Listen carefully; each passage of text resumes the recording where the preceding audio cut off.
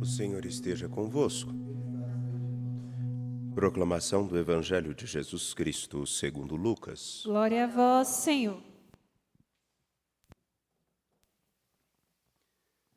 Naquele tempo disse Jesus aos seus discípulos: Antes que estas coisas aconteçam, sereis presos e perseguidos. Sereis entregues às sinagogas e postos na prisão. Sereis levados diante de reis e governadores por causa do meu nome. Esta será a ocasião em que testemunhareis a vossa fé.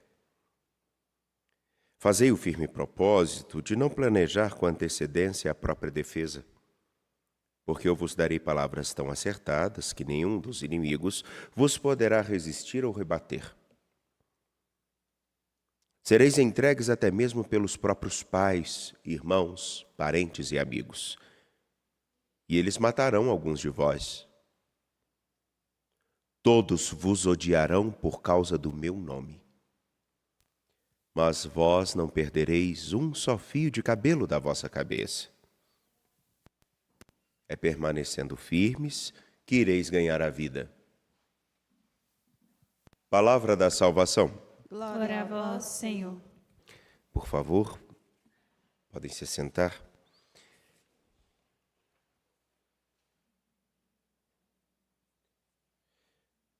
Na proclamação da esperança que deve ser nosso Senhor Jesus Cristo a todos os seus interlocutores, o apóstolo João escreve um sinal que... Só um minutinho.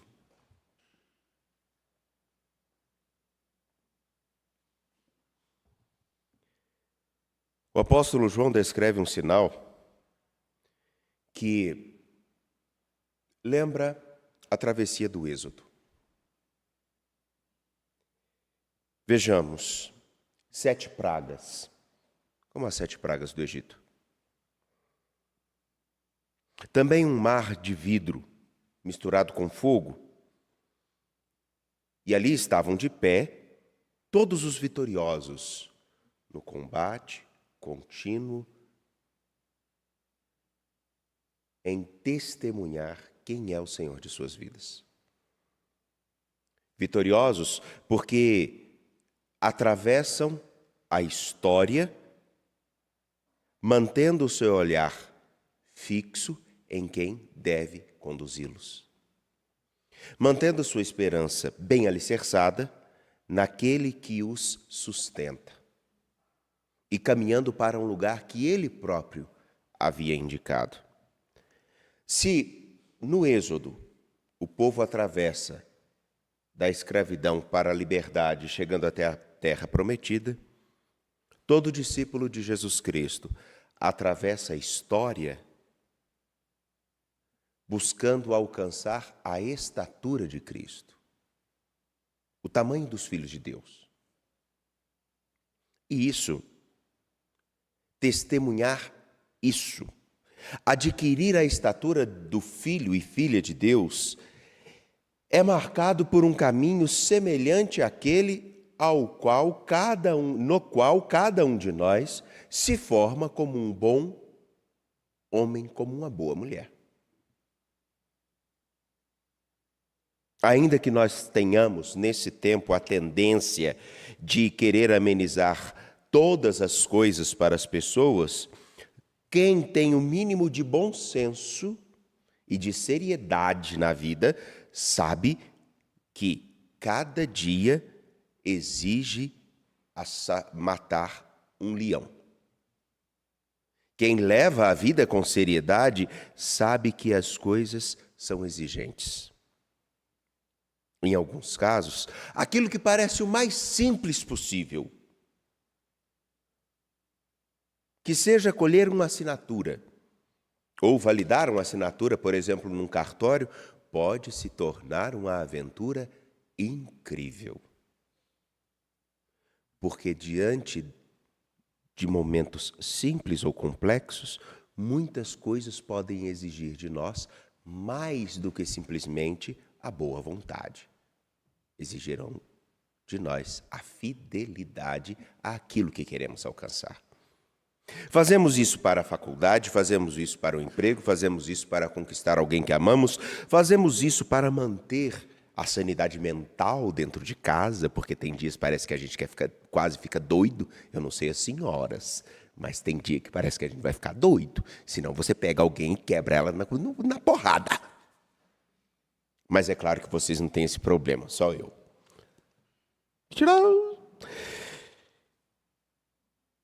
Enfim, a mesma coisa acontece em viver a fidelidade ao Evangelho e crescer na estatura dos filhos de Deus.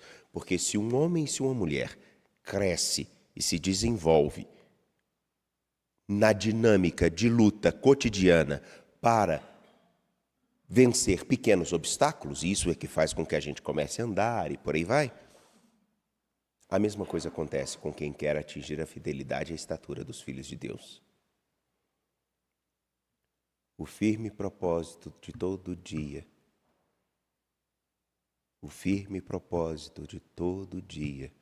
deixar com que o Evangelho, deixar com que a fé em Cristo molde mais um pouquinho as suas escolhas e as suas ações. Ao escutarmos o Evangelho de Lucas, capítulo 21, versículos 12 a 19, logo no versículo 12, uma coisa é bem dita, muito bem dita. Antes que as coisas aconteçam, que indicariam o fim da história, o fim do mundo, porque todo mundo tem uma preocupação com esse negócio. Quando que o mundo vai acabar? Ou quando que eu vou morrer? Tudo bobagem. Eu sempre falo isso e me perdoe, mas é bobagem. Porque o modo com que eu vou terminar a minha vida hoje depende só do modo com que eu vivi. De ninguém mais. Das escolhas que eu fiz. Antes que estas coisas aconteçam, sereis presos e perseguidos.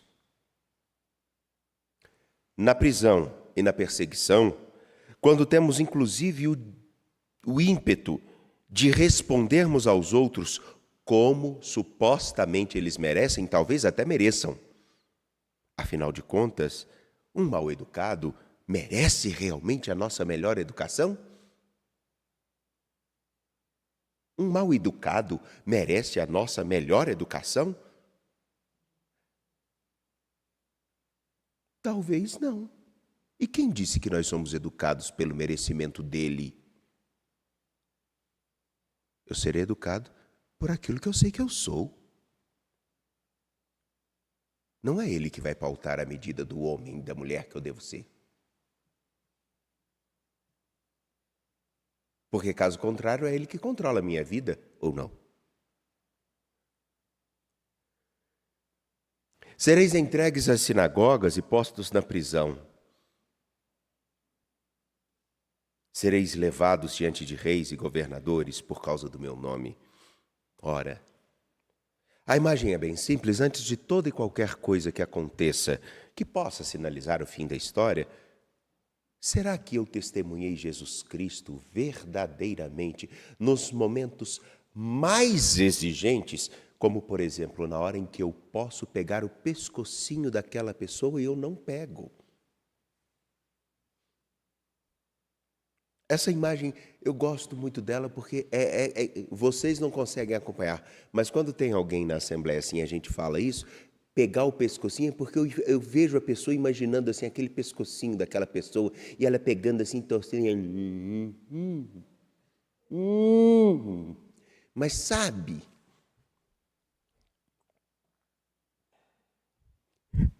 desculpem, é porque todo mundo já teve um pescocinho que quis torcer. No momento onde tudo pode parecer que, na verdade, não tem sentido em você continuar firme no propósito de ser o melhor em Cristo para a história, você persistir. não porque alguém na história mereça, mas porque eu fui merecedor de ser chamado filho de Deus. Ainda que ele não saiba o valor do que é ser humano e do que é ser filho de Deus, eu sei. E porque eu sei, eu não vou me rebaixar ao lugar que ele se colocou. Se ele se colocou no lugar da agressão, por que eu vou me colocar ali também? Se ele se colocou no lugar da corrupção, por que eu vou me colocar ali também? Se ele foi capaz de me prender injustamente, eu confio naquele que é a verdade, mas eu não vou me igualar a ele.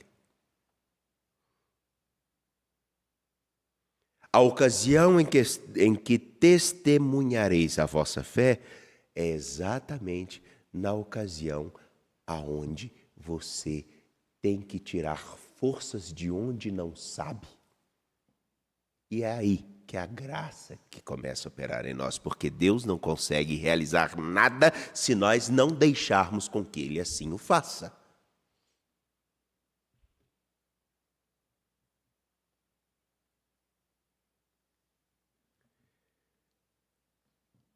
É permanecendo firmes que ireis ganhar a vida.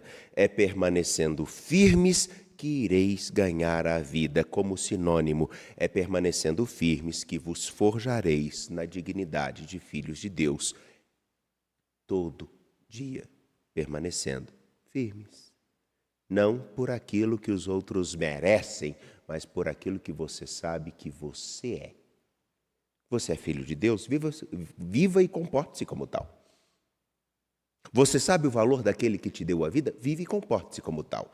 Agora, voltando um pouquinho, me permitam voltar só um pouquinho ao livro do Apocalipse, que no capítulo 15, versículos 1 a 4, traz a imagem da travessia do povo à terra prometida, ou a travessia que nós precisamos fazer na fidelidade de todos os dias, seguindo o nosso Senhor, para alcançar a estatura dos filhos de Deus, não para alcançar um lugar, mas alcançar uma condição tal que seja realmente uma demonstração do valor que eu tenho como filho de Deus.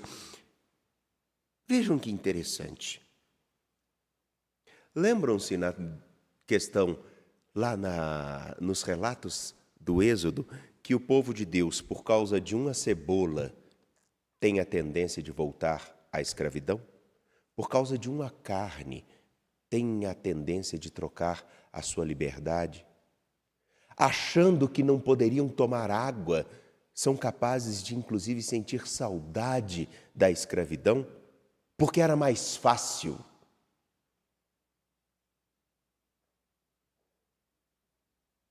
E foi nas coisas mais simples possíveis e as mais insignificantes diante de uma liberdade. O que é um pedaço de carne?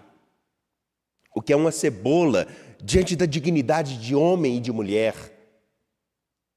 A água é essencial para a vida humana, mas será que aquele que faz com que a água do mar se abra não é capaz de nos dar água? Qual a confiança que esse povo teve ao longo do seu peregrinar buscando a liberdade? Muitos deles não conseguiram entrar, e deles, na verdade, não entraram na terra prometida porque ao longo de toda a caminhada não permaneceram fiéis, não permaneceram firmes no propósito de chegar aonde era o seu destino. Agora me permitam, nós permanecemos fiéis a nosso Senhor Jesus Cristo, diante das circunstâncias da história, nas quais nós precisamos mostrar, não, porque eu creio nele, eu não vou me igualar a esses. Será que nós temos isso? É uma coisa para cada um pensar, porque a fidelidade se dá todo dia. A fidelidade de um esposo, de uma esposa, é buscada todo dia. A fidelidade aos ensinamentos de nossos pais se vive todo dia. O compromisso para com a sua profissão, para com o seu trabalho, se vive todo dia. Todo dia. nas situações mais simples e nas mais exigentes, é que nós vamos mostrar o que nos rege e o que nos guia. Completando, quem te guia e o que te rege? Será que realmente hoje eu vou ter atenção em cada momento, até nos mais exigentes, para demonstrar que eu não sou filho de qualquer um, mas de Deus?